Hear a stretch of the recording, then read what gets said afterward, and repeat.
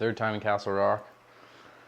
This is the only time I ever went to Boulder for more than a half a day, so that was cool. Down in the triathlon hub of like what, the world maybe? I don't know. It's pretty crazy. Depends on the year. Yeah, but it's pretty neat. And right now especially with the Olympics coming up, it feels like everything there is super. Everyone's really dialed in training and a lot of Olympians. So it's pretty good spot. Pretty much go to the pool anytime and you'll have half a dozen people faster than me swimming. So this is your second full Ironman? Yep. Second one, I did Mallorca 2021. Lake Placid seems pretty good for me, where it's sort of similar to a lot of the 70.3 courses I've done well on, like Tremblant and St. George, stuff like that. So, and it's not even that far from where I live. It's like 6-hour drive or 7-hour drive. Obviously I'm not driving from there because I'm going from here, but it's just in a climate in an area that I'm familiar with. So we'll see how it goes. It should be really competitive and good experience at the very least, but I'm hoping I can, be competitive with the guys at the front and see how the body holds up after, 8 hours. So it's always a bit of an unknown going into an Ironman when you've not done many. So that's trying to keep a bit of an open mind, but also go in with like as good of a plan as I can and take as much information from Matt as I can, who's done probably like 30 pro fulls or 20 or something. And won a bunch of them and been on a ton of podiums, so couldn't be in a better spot to prepare for it. My next question for Matt. Matt, are you giving Jackson good advice or bad advice? Jackson doesn't need much from me. It's just good to have somebody here to train with. I think we've raced each other 24 times. 24 times, and we're 12 and 12. If you believe the stat, I think the swims were pretty close to even. Bike, I think he's outbiked me 20 of the 24 times, and run, I've probably outran him 20 of the 24 times, and I don't expect much of a difference going in, but that's kind of what makes it good for us to train together, because we can push each other in the pool. He pushes me a little bit more on the bike, and then I'm able to kind of push him on the run. We're kind of been able to leave the egos aside of training, get what we need out of the sessions, but hopefully just use each other to get that 1% more, whether it's in the pool or him helping tow me along on the bike a little bit more, or opposite on the run. So here I am late again. Yesterday for the run, I arrived at 7:01 and the group was gone.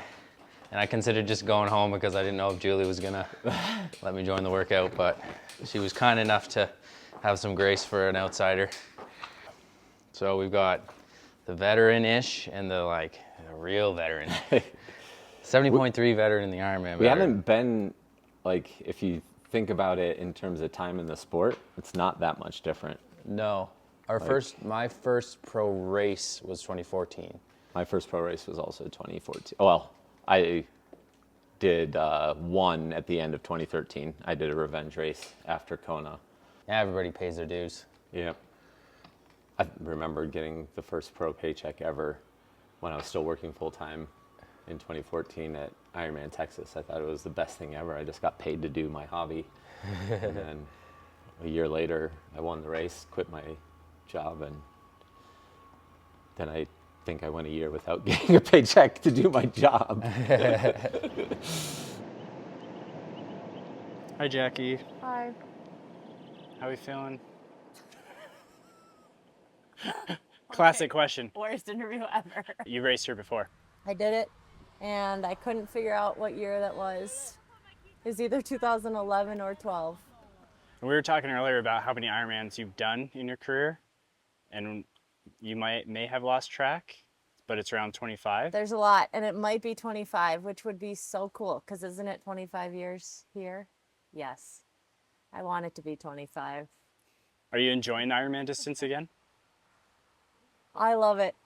Yeah, I mean, the difference between half and full, like the half right when it starts to get hard, it's practically over. And I think for Ironman, it's given me what I wanted, which is the chance to go to the dark place and just be there for a bit and sort it through your mind. And that's why I raced all those Ironmans to begin with, is I kind of liked it. I like it when it gets really hard and you gotta, like, you know, have so many conversations with yourself. I like that part. So yes. From Hamburg to here, I'm kind of trying to keep the same mindset and the same focus, which is just to deal with challenges as they come during the day and just really focus on doing my best race and making the best choices possible throughout the day.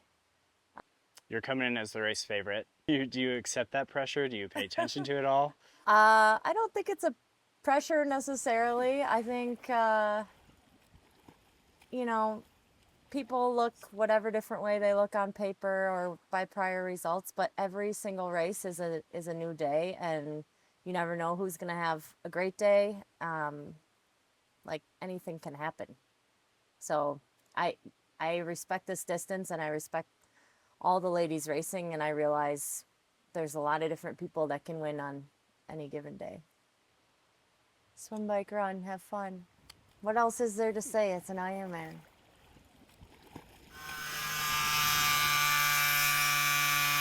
Is he getting nervous? Am I? Yeah. If you're not nervous for an Ironman, you don't know much about Ironman. You should be healthy nervous, for sure. You're going to push your body to an extreme state. Bye-bye. Bye-bye, Levi.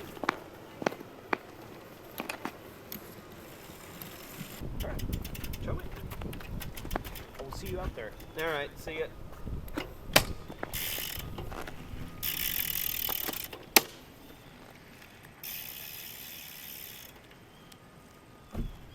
I made this YouTube series called the Kona series, and it really kind of exploded, and I really didn't even have a plan. But then the next year, Lionel messaged me or called me one day and was like, hey, I have a YouTube channel, but I'm wanting to, like, really take it to the next level, and I know you know a bit about YouTube and video. Would you want to help me? And I was like, sure. And then, kid you not, 2 days later, I was on a flight to Canada for my first ever time, and we started Lionel's YouTube channel. What year was that? That was 2017. Or I guess 2018. 2017 I went to Kona, then the next year Lionel and I launched as YouTube. But we were not the OG YouTube people. It's Chris Corbin and Lindsay Corbin were the OGs. It's a privilege, actually, if you can push yourself to the extreme points. Because sometimes your body will shut down, like you'll shut down for whatever reason, nutrition, training, whatever.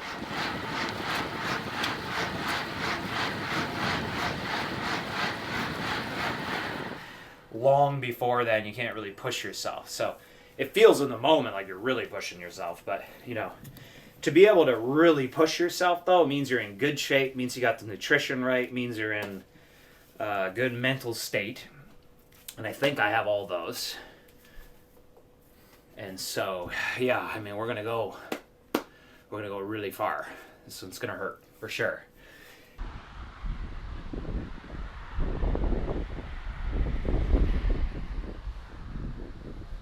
The Kona course record's what, 7 hours 40 minutes. The fastest a man has ever done it is 7 hours 40 minutes. And you don't want to train very much, but you think that you're going to be able to do something that the fastest dude was 7 hours 40 minutes. You're going to be able to do that very well? That doesn't make any sense. That's rolling the dice. So I've rolled the dice. Most of my Ironmans have rolled the dice, and it's panned out okay for a few of them and really bad for quite a few of them as well. So that's what happens when you roll the dice. I believe so much in him and have so much like emotion tied into him as well. And just from friends to business partner, in the YouTube space to all that, I get extremely nervous as well. And then on race day, I have to like story tell, shoot content, attempt to cheer him on, but I also need to be respectful of the other athletes racing as well, so I can't be biased. And so it's lots of emotion goes into race day, I think, for everyone in the entire party. Do you think that you would have figured it out? I haven't figured it out. Nobody said Sorry, they figured anything out. Sorry, not figured it out. There's nothing Do you figured think out you here. would have It's gotten- simple though. It is simple in the sense of train a lot, train consistent. How do you do that? You do that by listening to your body. Of course, you want to hit all of the zones because you want your system to be at peak physical form, so you need to hit all of the zones. That is simple, and if you stick to those principles and you do it consistently over time, you will do good Ironmans.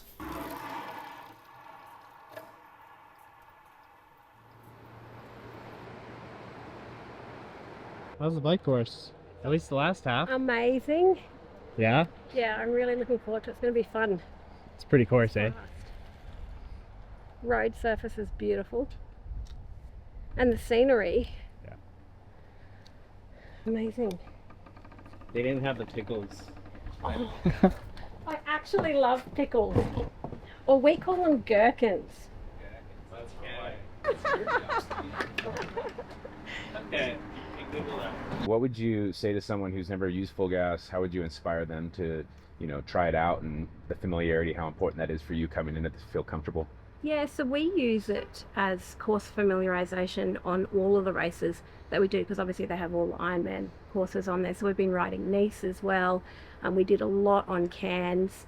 We've even been riding Taupo because it's filmed on race day. So you're going to know where your aid station is, so you can implement that into training. So you can just plan your race better, and you get to feel it. You feel what the climbs are like. So you're not getting out there on race day for the first time and going up the climbs. You're very familiar. You can see where transition is too, and I think that's how that navigates. You can see where you're coming in and out. You see where the mount line is. So it's not new. It's a very, very good tool. Where are you currently ranked right now, Pro Series? Second. I think the Pro Series is, for me, when they announced it at the end of last year, I was really excited because it's performance based. And so, as you said, it's not necessarily about winning every race. It's about being consistent and being fast throughout the year. And also being able to be adaptable, I think, is a very big thing in long course racing. And so you're not always going to have the race that you want. Something always goes wrong in an Ironman. So you have to be able to adapt to that in the race, but then also to change your plans as the year goes on. Like as we said in Cairns, I wasn't intending on racing here in Lake Placid, and here we are a month later back in America for the second time this year. So being able to navigate that as well, I think, is very important.